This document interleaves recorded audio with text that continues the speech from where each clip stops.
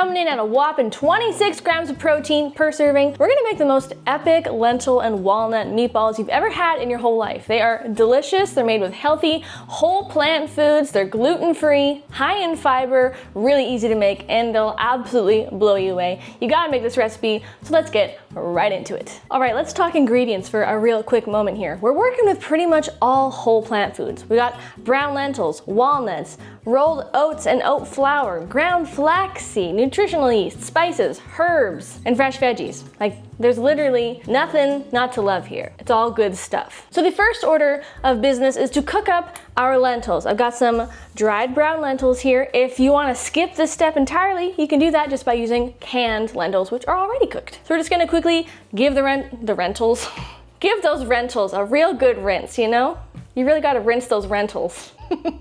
Lentils. Rinse the lentils, okay? We don't like the grit. And then we're just going to transfer them to a little pot on the stove and cook them in 2.5 cups of water. I'm gonna use veggie broth just because it adds a little bit of extra flavor. And we're just going to cook them for about half an hour or so until they're completely soft and tender. And if there's any water left over at the end, that's fine. You can just drain out the remainder of the liquid. While the lentils are cooking away for the next half hour or so, we can do all the other ingredient prep. Let's make our flax egg, shall we? This here is just 3 tablespoons of ground flaxseed. We're simply just going to mix the flaxseed in a bowl with half a cup of water, give it a quick stir, and we're just gonna set it aside to thicken up for about 10 minutes. This will be our binder in these meatballs because we need something that's gonna kind of add a little bit of moisture and some stickiness, some thickness to kind of wrap it all up, you know? I also forgot to mention dried cranberries. Oh yes, dried cranberries in vegan meatballs, oh my gosh, are so good. They just add this amazing little bright burst of punchy, fruity tartness that are just delicious. So we're actually going to rehydrate them first in a bowl of some boiling hot water. We want them to get all nice and plump because if they're chewy, they might not have the best texture in a meatball, in my opinion. We're gonna mince up about 2 tablespoons worth of fresh sage here, and about a tablespoon or so of some fresh rosemary. We're gonna dice up a small onion, mince up finally 3 cloves of garlic, and finally dice a celery stalk and shred up a nice big honky carrot. And once you got all that stuff taken care of, we're gonna go ahead and saute up the onion, celery, and garlic. I'm just water sauteing with about a 1/4 cup of water, but you can always use oil. And we're just going to let these aromatics cook away for about 3 to 4 minutes over medium heat, just until they get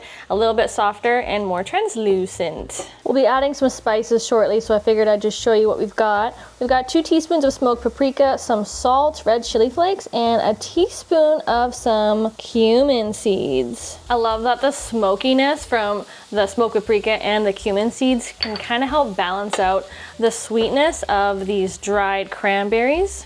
And now we're also gonna add in all of the shredded carrot and the herbs. Probably not gonna use all the sage I chopped up because I chopped up a lot. Now we're just gonna give everything a real good stir to combine. You can lower the heat to like medium-ish. And we just want to have the spices coat everything. And we just wanna let the mixture cook down for another 3 minutes or so, 3-4 minutes, just until the carrots are nice and softened. Ooh, this smells so good. It totally reminds me of what like my stuffing smells like that I make around Thanksgiving and Christmas. Carrots are nice and soft. We're just gonna let that set aside.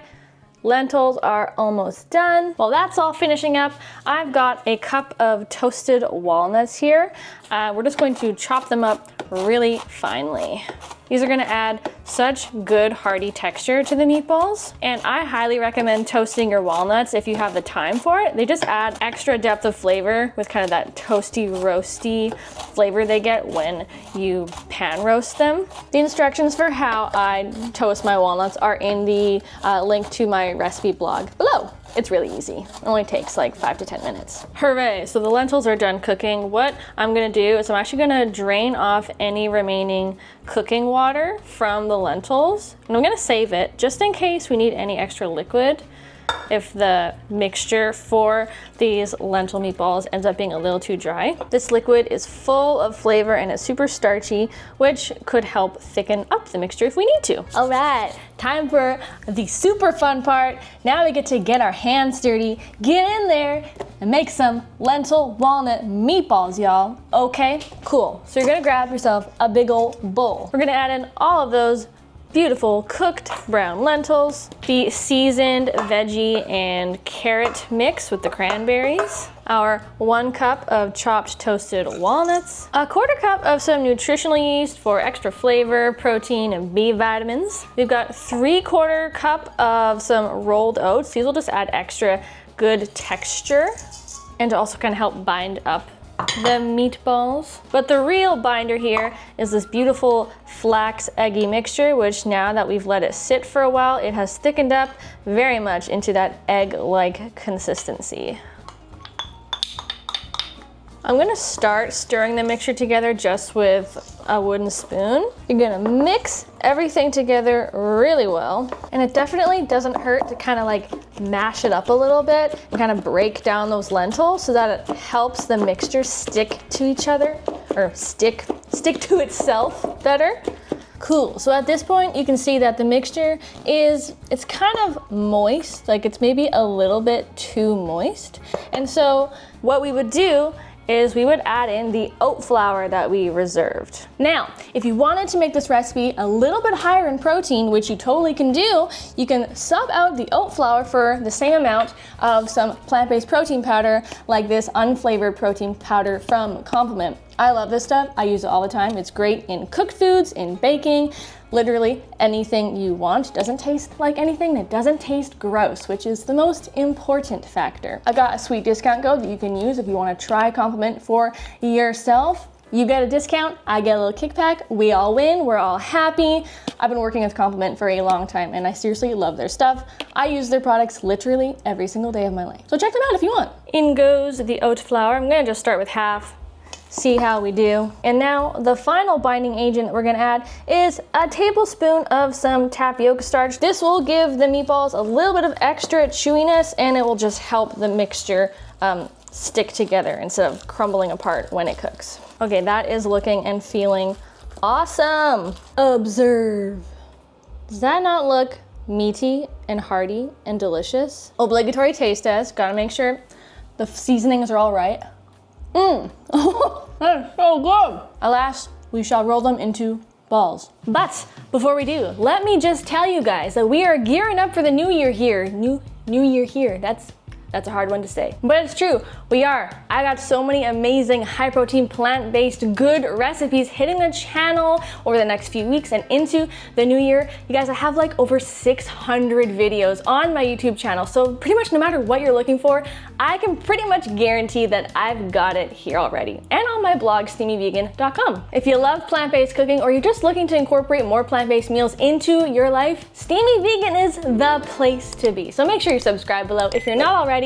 Let's roll out some meatballs, shall we? Yeah. All right, y'all, we have acquired a baking tray, I should say, with some parchment paper. All we're gonna do here is grab some spoons, or you can just kind of get right in there with your hands and kind of roll up the mixture into little meatball shapes, like that. Perfect, beautiful. You're just gonna literally repeat until you have no more mixture left. All right, y'all, 19 plant-based lentil walnut meatballs later, we're going to go ahead and pop these in the oven and let them bake for about 30 to 40 minutes, just until they're nice and golden brown. Oh yeah, bye-bye. When I find myself with lots of lentils, what's a girl to do with them? Make some vegan meatballs, let it be. Gotta work on that ending. Ooh, exciting. The meatballs are done, they are out of the oven. They're screaming hot, but ooh, they are golden brown and ooh, they are crisp on the outside, you hear that? But they are tender on the inside. Let's do a grand reveal here. Oh yeah, look at all that texture. Wow, wow, wow, wow, wow, wow. When it was still like the raw, uncooked mixture, I remember I said I could just eat it uncooked, but damn, it is so much tastier cooked. What a revelation. That is tender, yet soft and chewy. The walnuts add just amazing texture. The cranberries have this amazing burst of sweetness. The heartiness of the oats. Wow, you guys gotta try this recipe. Holy moly. If you wanna see another really great lentil recipe, check out my lentil loaf right here. It's a very popular video on my channel and on my blog too. The recipe is located there. Make sure you guys are subscribed below so you don't miss out on more delicious, high quality plant-based recipes like this one right here. I'll see you in the next video and I love ya. Bye-bye. What do you call a vegan Swedish meatball? A meatish sweet ball. Ba-doom-tsh.